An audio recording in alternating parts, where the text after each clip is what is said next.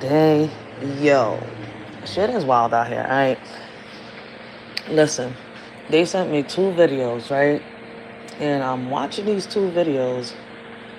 I wanted this quick little live because I might play the videos later on tonight when I do the live and we talk about the D4VD case. Alright, so this is a quick pop-up live.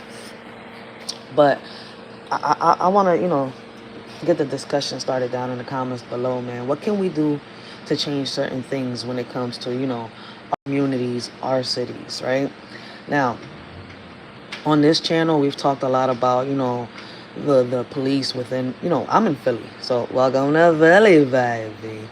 So, listen, man.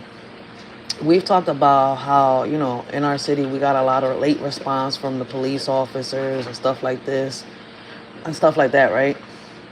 Now, we do know there's a lot of major crimes going on within the city, the shootings and stuff like that. But it is kind of wild, right? That when a checkup or when somebody's calling in for, a fight or something like that, how can I say it? An argument, right? That could lead into somebody getting unalived, or somebody calling in because somebody hasn't shown up for work. It takes police, to respond. It takes hours. Like there's been times where people have gotten into arguments and fights. I've been on lives, and the police ain't show up maybe till like 3 to 4 hours later. Sometimes they don't even show up. They don't show up till later on that night or the next day, right? Well, somebody sent me this video. This case happened in Milwaukee, right? And I don't know if y'all can hear me. I hope y'all do. Hold on.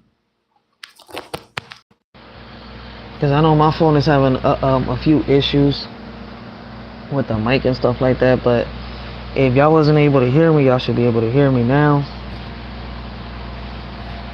How do I make sure that, you know what? This is how I'm going to make sure that y'all can hear me good. It's over here. Let me go to my channel real quick. Because I don't know if anybody can hear me. Anybody can hear me. This is a quick pop-up live. Alright, so yeah, my mic is working. Definitely working. Let me make sure it's working now that I took the headphones off. Definitely working. Alright, bet. So I got this video, right? Now, my question to a lot of people is, even though I'm in Philly, this is happening in Milwaukee, right? Like I've said plenty of times before on this channel, right? I feel as though we're the citizens, right? I'm somebody that'll go and I'll talk to the politicians and stuff like that. I've seen a lot of parents come together. I'm one of those. We've teamed up, gotten certain policies changed, right? And I know it takes a lot of parents to do that, right? Now, what do we do when it comes to the police department? Like, how do we go about the conversation? I brought it up maybe once or twice in the small community meetings, right? Now, after that, it faded out. Now, I see a lot of people bringing this up within the community, right? Blessings to those coming in. I see a lot of people bringing, this topic within the community, and now I'm seeing, the news talk about it and stuff like that. There's a lot of issues happening within the city now. Unless it's something really huge, you don't see it hit the news and you don't see the cops pay attention to it. But when it comes to situations like this, right, or how can I say a domestic violence situation where somebody can get alive, or a fight within the community where people are calling and begging like, yo, this is about to go like this, it takes the cops hours. It's like they're waiting for something really bad to happen and then they want to show up. All right. A pair of City of Milwaukee 911 call takers, they're on leave tonight after the delayed response to a brutal attack on a 99-year-old woman. A third-party answering service called 911 2 times. And what you're about to hear is part of that second call, and we warn you, what you hear is graphic. If you're able to. Okay. Yep. I have 911 on. No, please, no.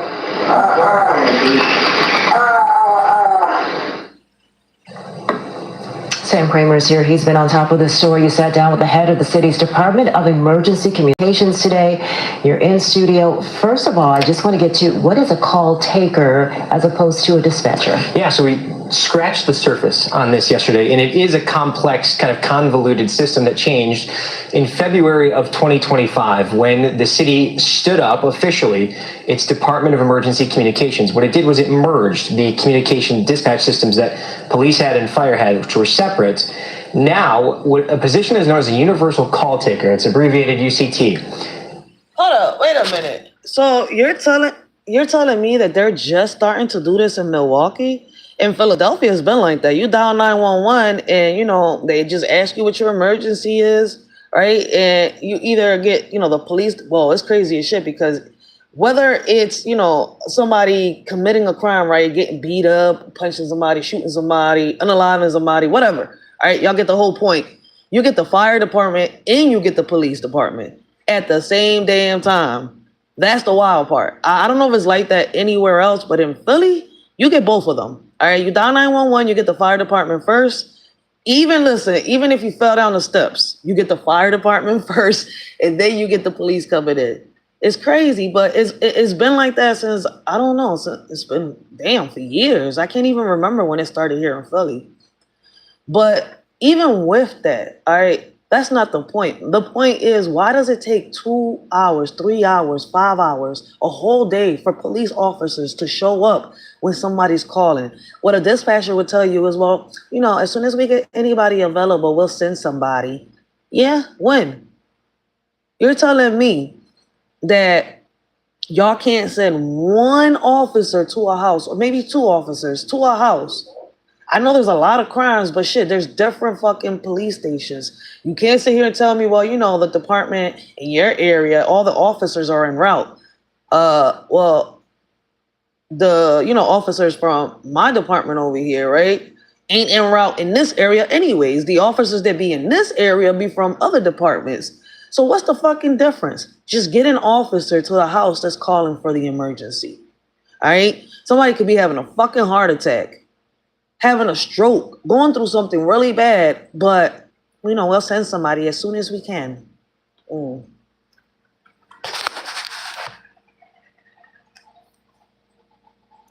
Is kind of that first line of defense. They're the ones that take that first call. They are trying to assess location, the type of call, who you are, a callback number, so that it can be properly routed to dispatchers for police or fire with the appropriate response. In this case, on Monday, when they were talking with the third-party answering service, it first came in as a welfare check, which often happens with things like Life Alert, though we don't know that that was what was used in this case. So you're telling me that if a patient, right, because I've had plenty of patients as a healthcare aide, right? You're telling me that when a patient sits here and pushes that Life Alert button, it's still going to take y'all 2 to 3 hours to get to that patient that's in need, probably having a heart attack, a stroke, fell down the steps and can't get up. So it's going to take you that long to get, emergency care for that person. You've got to be fucking kidding me. It's their job to quickly assess what the threat is and who needs to respond. A welfare check on their internal scale is listed as a number 3 in terms of the strongest types of calls that require an immediate response. Number 3 doesn't. So you're telling me that an agency calling saying that one of their patients pushed the button on their Life Alert little gadget thingy, right? Don't get me to lie, I know it's just a little Life Alert gadget, that's it. So they pushed a little button on that, John, and it's going to take an officer, the police department, a firefighter, or even the ambulance 3 hours to get there. They couldn't even at least dispatch the ambulance. Not require an immediate response. Number 2 would. So it was just a step away. And one of the interesting things that I found here was that this is an entry-level position. Bless us, young Riaz. And they are assigned to that position, which Tony Bueno, the director of the department, calls the hardest position they have in that building. And we asked him point blank for his reaction to what he knows about the situation so far. Take a listen. So I'm going to try not to assume anything, but at least from the outset, it appeared that relevant information was available to indicate that there was something happening that was in progress and that someone was in danger or being assaulted.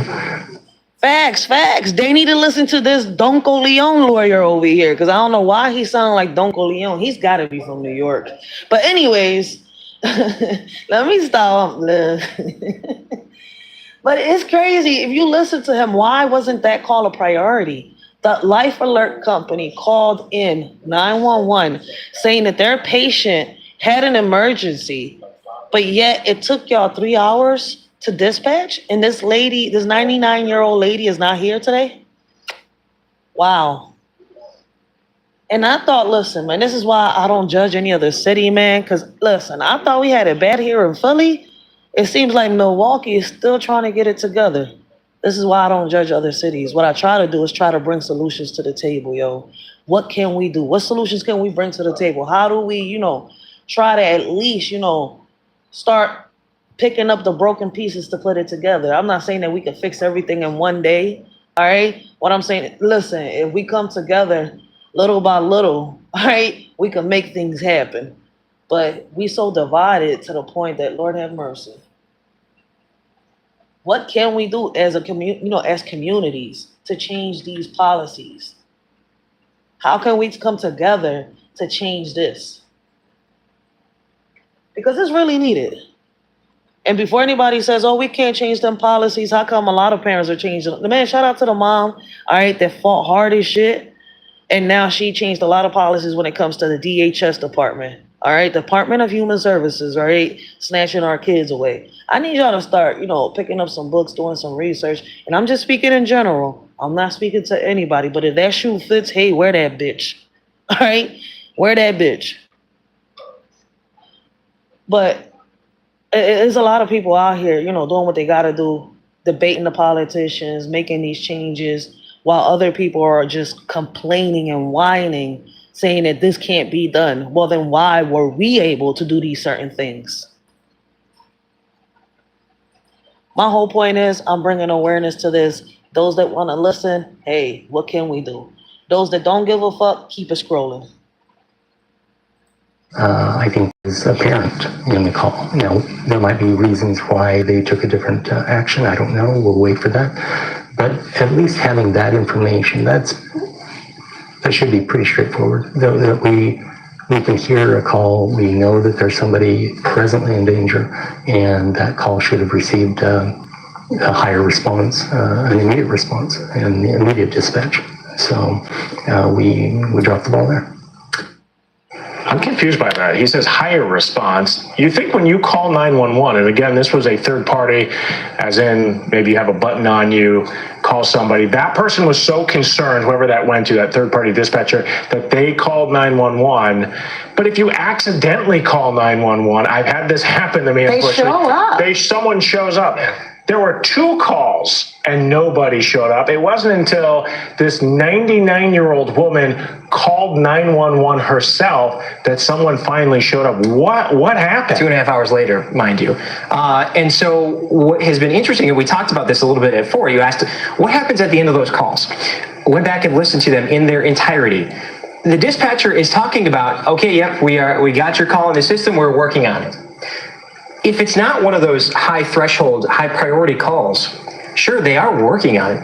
But if the available officers are responding to something that requires more immediacy, it's not happening. And it seems like that's what happened here. And you're telling me that a life alert call is not an emergency? I see that as an emergency. There's a reason they give these patients these damn life alert buttons. What's the point of giving them the buttons if the police is going to take 2 to 3 hours to even show up at the house?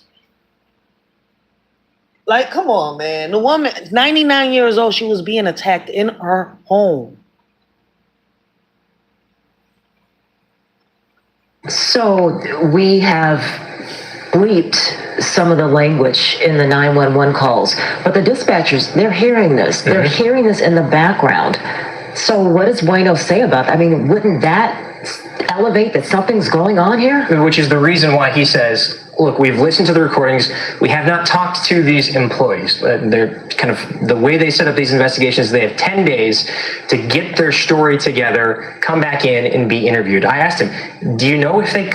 10 days to recite their story, come up with lies, and get away with the bullshit. Whatever. Collaborated? Did they have conversations? Hey, did you think that was weird? Do you think we should elevate this? So many of us here, not in the moment, I think it's easy for us to say that, but even still hearing that audio, I don't know how you don't choose to elevate it. But we've talked to some people that work in this department anonymously because they fear retaliation. They really want to get the story out. And they fear that the universal call takers, again, that first level of answering these calls is so focused on speed. Why? Because they are measured against national standards for response times. So the faster you get that information out, the more it appears you have a strong office that's actually accepting those calls. But I asked, based on what... So how you look is more important than someone's life. Is basically what you're saying. You just want to be all fancy with this shit. Just be real with the people. And these are fucking news reporters. What if it was what if this had happened to someone you cared about? Same shit goes to the dispatchers. Like I say this shit all the time. What if the fucking shoes, all right? And what if the flip? I'm gonna put it like this. What if the fucking scripts were flipped? You see, like nobody even thinks like that. What matters is, well, these motherfuckers over here are taking these number of calls. So, you know, their office is pretty strong. Ain't nobody ignoring no calls. Just because they didn't ignore the call doesn't mean they didn't ignore the situation. Let's make it make sense. But I could be tripping. The conversations we've had with these anonymous employees, well, are you sacrificing something by doing that? And here's what his response was. I'm curious, just reading up about the switch in the CAD system last year, and you mentioned it earlier, seems to have improved your guys' response times and to better assign calls to the proper dispatchers and provide the proper resources. But is that race against time sacrificing information in the same way? I'm going to say no, but it's also a balancing act. So we need to get as much information as we can early on in the call so that we can start the help on the way. One of the instructions, or at least the comments that we'll make to a caller, is that none of the questions we ask are going to delay the response, especially with the medical. So that we give that reassurance that, you know, I am doing the call taking, but somebody else is taking care of getting units in route. Maybe two other dispatchers, police and the medical unit in route. So we train to provide that information so that they're aware that, you know, it's not just a series of questions and then they get a response. We're doing it all at once. So there's a lot that still has to come here. They have to interview these employees. They have to conclude their investigation, which could go all the way to firing these employees based on their findings. They may even change policies. I asked, would you consider changing the way you guys classify calls so that maybe you do respond a little bit aggressively in case it appears someone's life is threatened? He said, sure, everything's on the table. There are many more questions I have, and we'll get into it later. Are the call takers in the same space as the dispatchers? For some, they are. So much. I don't know how it is in Milwaukee. Listen, I don't know. I just think it's certain people, all right, that be taking the calls and stuff like that, maybe. Because I'm not going to sit here and lie. There'll be certain situations where you do, all right, how can I say, call in for a welfare check and officers dispatch fast. So it's like, this is like, but then it's like, what is it? Why is it that it takes so long for officers, you know, to get, especially when they be a lot of them not doing shit sometimes. They just be driving the fuck around. All right. Not just in this situation. All right. I see that, you know, it's happening everywhere. It could be a matter of, you know, there being, you know, how can I say, lazy dispatchers. And that's why I say, what if the scripts were flipped? Right. So my thing is, what can they do to better this situation, or what policies can be changed? Because at the end of the day, something has to be done. But yeah, like, leave y'all comments down below. Let us sure to know what y'all think and how y'all feel about this. I know somebody had told me, shit, I'm reading a comment right now that says in the bottom of the video, fire immediately and refer to the DA for criminal prosecution. prosecution. My bad. Damn, I can't even pronounce the word right now. No deals. If DA failed to seek the charges to the fullest, DA should be fired. As for the criminal capital punishment, is Warren, I don't give a damn who his mother is, whether he's on drugs or mental issues. I don't give a damn administrator making excuses. All need to be fired, period. My blood is boiling as I'm writing this. And I mean, I agree with them because I thought this was a lawyer and it was nothing more than just the administrator defending a worker. For real, for real. So it's like, why keep them on the job? What the hell? I don't know what's going on with my screen. This shit is glitching. But yeah, man, let us surely know what y'all think about the situation, man. Let's get the comments down below started, all right? Let's get them popping. Let's talk down there because I want to jump into this one real quick. I'm not going to be long on this live, all right? I've talked about this situation, and I'm going to bring these two videos later on so that y'all can see it, all right? And y'all can probably hear it a little better on the StreamYard later when we talk about the D4VD case, which is wild. The autopsy is out. So we're going to be reviewing and reacting to a video from Law and Crime, and we definitely going to review and react to Down the Rabbit Hole, all right, because she be having some great-ass lives, and she's really killing this D4VD case, all right. I'm not sure that she has somebody that was in the court or if that's a lawyer with her, you know, breaking down the autopsy report, but we definitely going to get into that D4VD case tonight, all right. For those of you, once again, telling me about the Nolan Wells, I should touch on it. I'm waiting for the autopsy. They say it's out, but I'm trying to see who's actually got the papers. Listen, I'm going to show y'all tonight what I mean by I want the paperwork. I want somebody to really read that John right, then I'll review and react to it. All right, because like y'all know that I don't got the time to do it like I used to. So we started doing the reviews and reactions like this. All right. So once the autopsy papers is really out there, we'll touch on the Nolan Wells case because that John is like a novella right now, and I think is another serious topic. But the way, you know, a lot of content creators are turning it into, and shout out to the real ones though, the real ones that are taking these topics real serious. That's what I said. Listen, when I see one of these real content creators really, you know, bring out one of these real content creators that are taking this topic serious, really bring out the autopsy report, we'll touch on that John. I know it's early as shit, man, but shit, wake and bake on a Saturday morning. I might do do the StreamYard, put some music on for y'all, give y'all some positivity, all right? And then later on, we're going to get into that D4VD case. But I want y'all to listen. I want y'all to listen to this, right? Now, it's been a few times I brought the situation up, right? Now, I'm not sure what the fuck is going on, right? Philly, New York City, other places, they're saying that this is hitting major cities, all right? The rats are mutating, their DNA is changing. So like I said the last time I touched on this topic, we're going to have a whole bunch of fucking master splinters up in this joint. But look, listen, I'm going to say the same thing I say constantly. If y'all been watching me for a minute, man, y'all know I walk around my city and I say it's like, damn, I know the sanitation workers ain't shit sometimes. Shout out to the ones that actually do their job. If a trash bag breaks in the middle of the road, they'll pick up that little shovel they got with that broom and they'll pick up the trash. All right. But you got a whole bunch of sanitation workers that are lazy as shit. All right. They'll throw the trash cans, break trash cans, recycle bins, you know, like they don't give a fuck. Leave the bags broken and stuff like that. But guess what? The people within the community ain't no fucking better. Because some of them are well and able to come out and clean their backyards, and you know the alley that's attached to them, but they don't want to. They just let that shit keep getting dirty and dirty. It's not their problem, right? Like a lot of them say, oh well, the city will come. No, the city will come and clean the alley if a block captain puts in the order in front of a judge, like I have to. All right, but it's your job to keep up with your backyard. It's your job to keep up with your front. And if you don't have the time to do it, I've seen a lot of people that are able to pay, you know, these young bulls out here that want, you know, to make some money, but they're not willing to pay the young bulls what the young bulls are asking for. And it's worth it.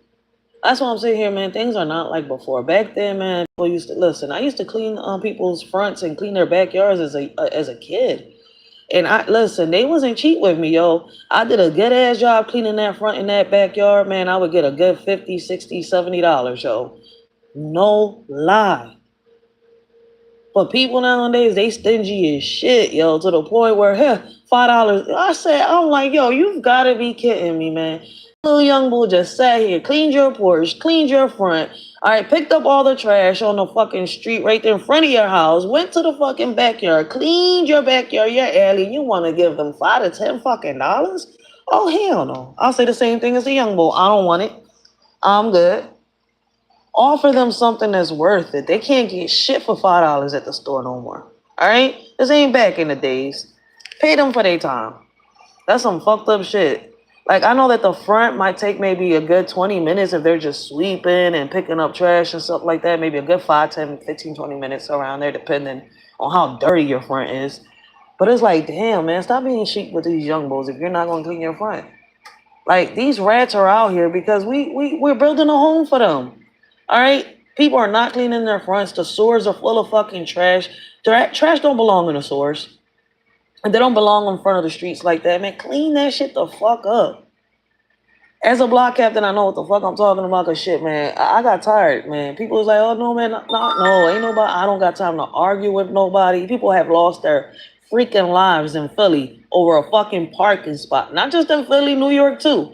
Over a goddamn fucking parking spot. You think I'm gonna argue with somebody? Hey, you know, we gotta clean. And then we start off at 8 o'clock in the morning to clean the blocks and stuff like that. Oh, hell no. Whoever wants to come out, comes out and help. I'm not going to be sitting here going back and forth with no motherfucker. Sorry to say it. It sounds crazy, but nah. But see, man, they're talking about that the rat poison isn't working, and this is why these rats are mutating. It's odd, listen. Rat poison never worked, all right? That rat poison shit was nothing more than just a scheme. Now, I bet y'all if y'all grab some fucking baking powder, I think it is, right? If I'm not mistaken, baking soda. There you go, baking soda.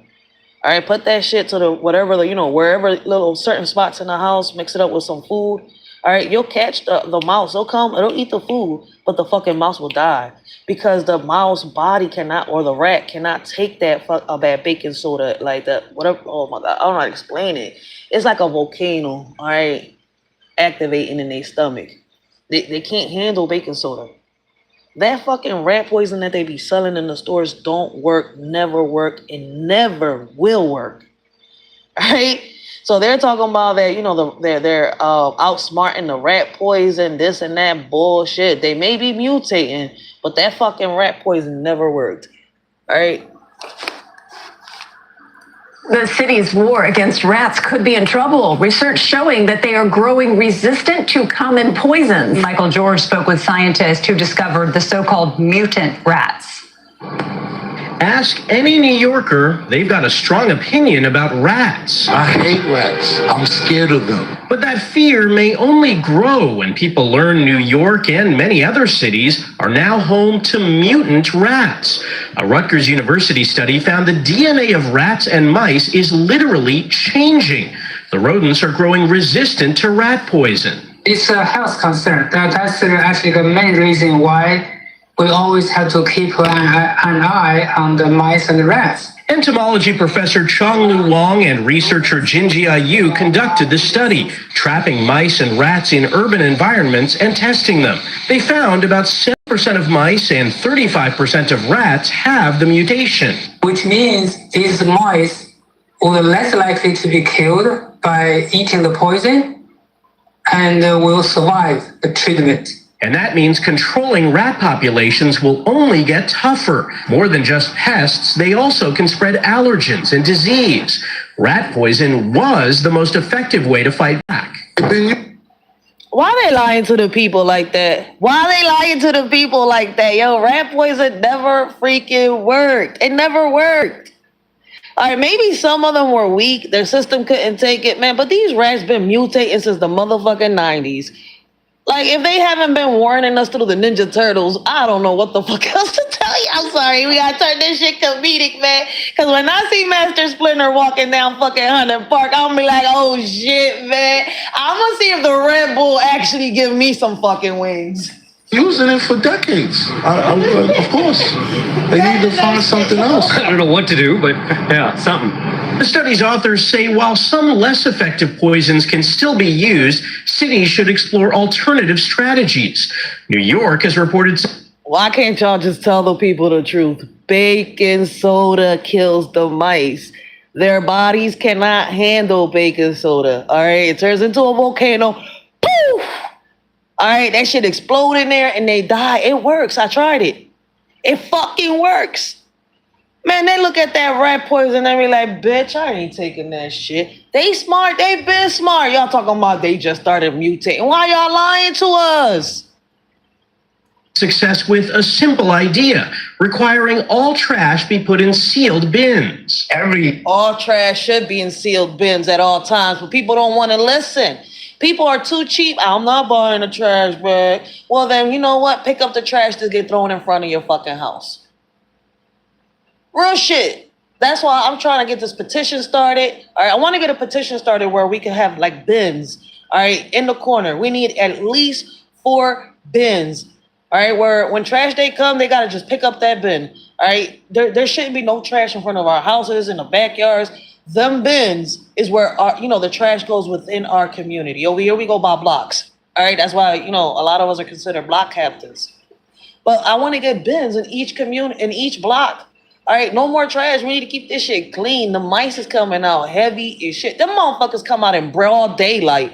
All right, listen. I've seen old heads, little kids run. Oh my God, a mouse! Yeah, Master Splinter, his kids, he's sending them out there. He got Mickey, Minnie, all the motherfucking grandkids out there searching for food. Like, yeah, it's out there. These motherfuckers ain't clean. They throw the trash on top of the sewer in the alleyways, underneath the cars. They don't care, man. They got free Wendy's, free McDonald's, free Burger King, free Popeyes, free Chinos. Shit, they don't even know they be eating themselves sometimes. Like the fucking Chinese stores don't be frying up the rats and the fucking cats.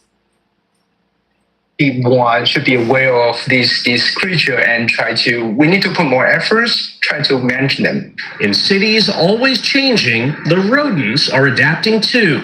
Michael George, CBS News, New York. Last year, the city said its sealed trash can policy had led to a 20% decline in rat sightings. Well, guess what? That's not going to work unless the people come together too. All right. Even if I put up bins, all right, in my block, all right, so that people, how can I say, can put their trash in there. The people's going to have to clean up their fronts, their backyards, and throw that trash in there. All right. The whole point is stop being fucking lazy and clean up after yourselves. A lot of motherfuckers is waiting for a fucking sky daddy to come down and just give them solutions to their problems. Like, we're not the fucking solution. Like, if the solution is not deep within us. Shit, because of people's stupidity, shit, we gonna be having fucking Master Splinter up in this joint. I'm telling y'all, man, I'm out this bitch. Fuck that. That's when I say fuck the electricity. I love it, but I'm staying off the grid. Real shit. They say the zombie apocalypse? What? People worried about a goddamn zombie apocalypse? Y'all tripping, man. It's like they were sending me videos about, CERN? CERN is shutting down for 4 years. They do that. It's not the first time they've done that. Now, what I do agree with a lot of people when they talking about CERN, right, is that I do notice that since they shut the machine down, time is a little slower. I hear a lot of people saying they can sleep they can sleep better at night. So my question is, right, what is it with that machine, right, that, it's supposed to protect us from a whole bunch of shit, right? It's supposed to protect the earth, right, and all that. But why is it that when it's turned on, it feels like time is going faster? Is that a fucking time machine or some shit like that? Look, listen, I may sound crazy, but it's like, I don't know. I'm really about to, go down some rabbit holes when it comes down to CERN. Like, wait, that is kind of weird. Like, now that the machine is off, people are getting better rest, right? The time is, running the way it's supposed to run. It ain't going fast. It ain't going slow. So my question is, what is it really, what is that CERN machine really about? Is it really to protect the earth, or is it that y'all really trying to see if y'all can speed up, time in this world? But either way, right, people is out here talking about this is going to happen. No, it ain't going to happen. I mean, the machine is supposed to protect the earth from, the black holes and all that shit. But are they myths? Are they theories? You see where I'm coming from? We don't know. If You know, if it's been shut down before for 4 years, which is happening again, all right, they're not going to turn the machine back on until 2030, right? If nothing happened before, why should it happen now? I just feel as though people hear certain things and their brains just start panicking. But hey, I could be wrong. Well, listen, man, this is all the time that I got. I just wanted to get on this job and bring awareness, man. I appreciate those that came through. Shout out to Young Riaz. And I'll see y'all next time, man. Hopefully I'll see those, you know, later on the StreamYard. Like I said, man, I ain't paid that, John. When I get my check next week, I might pay it. But shit, there's other things more important than the StreamYard right now. So I'll see y'all on my next live stream. Till next time, we out.